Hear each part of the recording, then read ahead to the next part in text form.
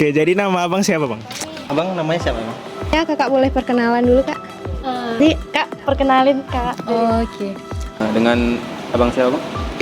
Aditya, jurusan dari Ilmu Komunikasi, angkatan 21. Angkatan Perkenalkan, nama kakak Anita, kakak dari jurusan Sosiologi angkatan 19.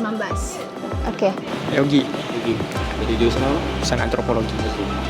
Ferdi Ivanda, Dari prodi apa itu bang? ilmu komunikasi juga. Perkenalkan, nama saya Restiana. Saya dari prodi Sosiologi, mahasiswa semester 7. Apa pengertian filsafat itu menurut abang sendiri? Apa itu filsafat? Kalau filsafat itu adalah ilmu yang lebih mendalam dari ilmu-ilmu yang lain. Seperti di dalamnya ada mencakup ilmu lain seperti antropologi, sosiologi, psikologi jiwa, dan sebagainya. Itu menurut saya. Dan filsafat sendiri lebih cenderung dia di mana suatu proses makhluk itu terciptanya lebih mendasar dari sudut filsafat itu sendiri, sehingga menimbulkan suatu efek yang lebih dominan terhadap suatu individu tersebut. Itu menurut saya. Oke, baik. Menurut kakak, filsafat itu berasal dari kata Yunani yaitu philosophia, yang artinya mencintai kebijaksanaan, atau biasa kita sebut adalah vision of truth, yaitu pengetahuan mencapai kebenaran asli gitu. Kalau filsafat kira-kira kalau sepengetahuan aku itu secara pengertian dia berasal dari dua bahasa sih. Kalau dari bahasa dia ada dari bahasa Arab tuh, falsafah. Nah kalau dari bahasa Yunani ada juga philo dan sophia. Cuman nggak tahu sih itu artinya kalau nggak salah cinta dan kebijaksanaan. Nah kalau filsafat sendiri itu dia selalu berkaitan dengan berpikir sih kalau menurut aku ya. Itu sih. Kalau menurut saya, filsafat adalah ilmu yang mempelajari tentang tinjauan manusia berpikir secara kritis untuk mengenal dirinya, dan biasanya digunakan untuk kehidupannya atau mempengaruhi orang lain seperti itu.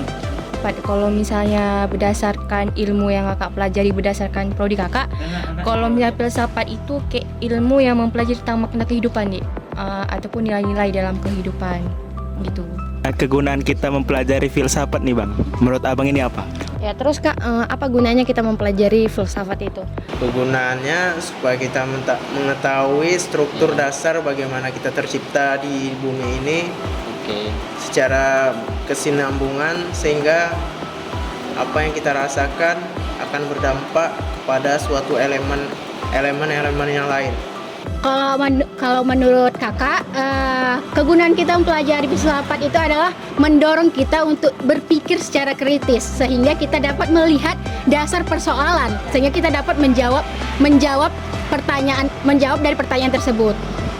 Dan adapun guna lainnya adalah membuat cara berpikir kita yang bijaksana dan membuat seseorang untuk berpikir dan merenung. Oke, kegunaan ilmu filsafat. Ya, pasti setiap ilmu itu pasti ada gunanya ya, ilmu termasuk filsafat. Nah, kalau menurut aku filsafat itu penting ya. Ini sangat cocok diajarkan sebagai basic awal-awal untuk sebagai landasan berpikir. Jadi di filsafat ini kan kebanyakan kita itu belajar teori ya gitu. Nah, itulah gunanya kita belajar supaya kita itu untuk tahu, belajar teori, belajar berfilsafat, supaya untuk melatih daya nalar kritis kita untuk menjadi mahasiswa gitu kan, khususnya supaya lebih kritis dalam melihat fenomena yang terjadi di sekitar kita. Nah, kalau kegunaan filsafat ini sangat bagus ya, memancing orang untuk berpikir kritis, mengungkapkan argumennya, serta mengungkapkan ide-ide yang dikeluarkan secara yang di pikirannya gitu. Soalnya filsafat itu sendiri kan mempelajari tentang hal-hal yang ilmiah gitu kan. Jadi kalau misalnya ditanya manfaatnya itu, dengan kita mempelajari filsafat ini kita bisa lebih berpikir kritis, dan dengan kita mempelajari filsafat itu juga bisa merefleksi pemikiran-pemikiran yang ada gitu.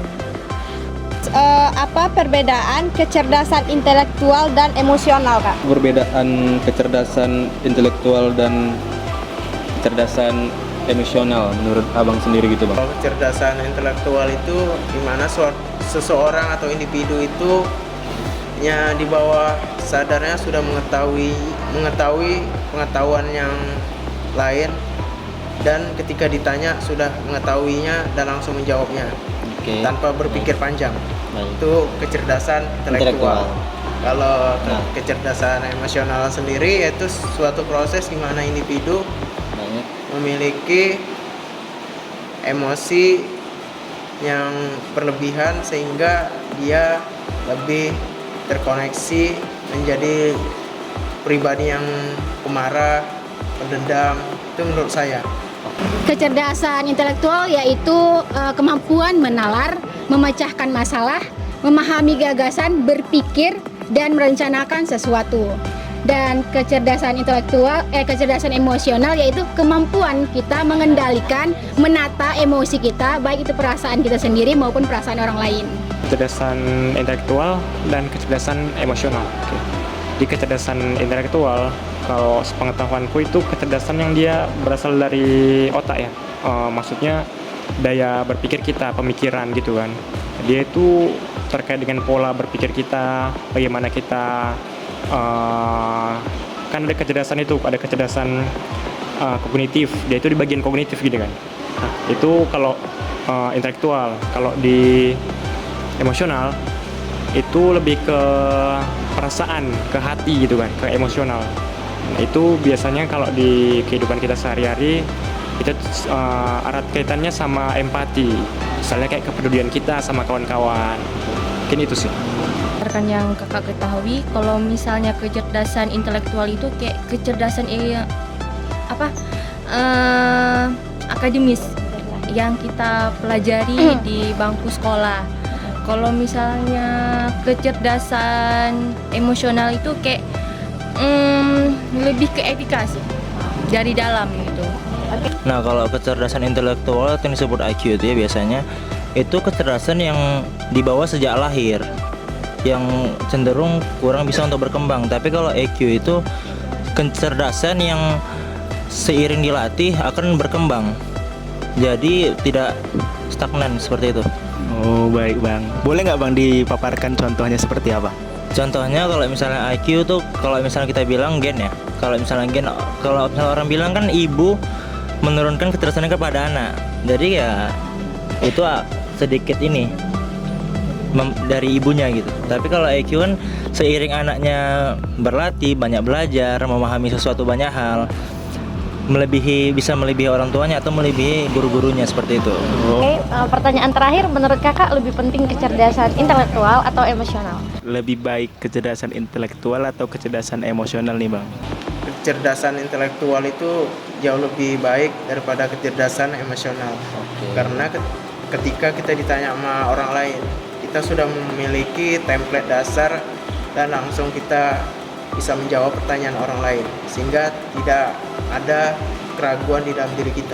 Kalau menurut kakak ya lebih pentingan adalah kecerdasan emosional. Ketika kita pandai menata diri kita, menata emosi kita, kita mampu menerima pendapat orang lain dan mengeluarkan pendapat kita. Kalau kita tidak menguasai itu terlebih dahulu, bagaimana kita bisa mencapai kecerdasan intelektual tersebut? Jadi kalau bisa dibilang lebih penting itu nggak bisa milih ya, karena dua-duanya ini penting.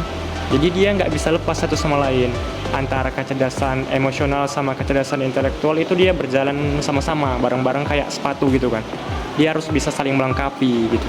Jadi nggak bisa dipilih mana yang lebih penting. Nah, kalau menurut saya lebih penting kecerdasan intelektual apa emosional, karena emosional dari pengembangan diri sendiri tentu lebih penting kecerdasan emosional, karena hal ini bisa kita kembangkan, kita pahami dan kita latih sendiri semampu kita. Karena kalau misalnya kita memiliki komitmen untuk belajar seumur hidup, pasti kita akan membuahkan hasil untuk kehidupan kita. Kalau misalnya ditanya mana lebih penting, sebenarnya dua-duanya penting. Kita harus menyeimbangi.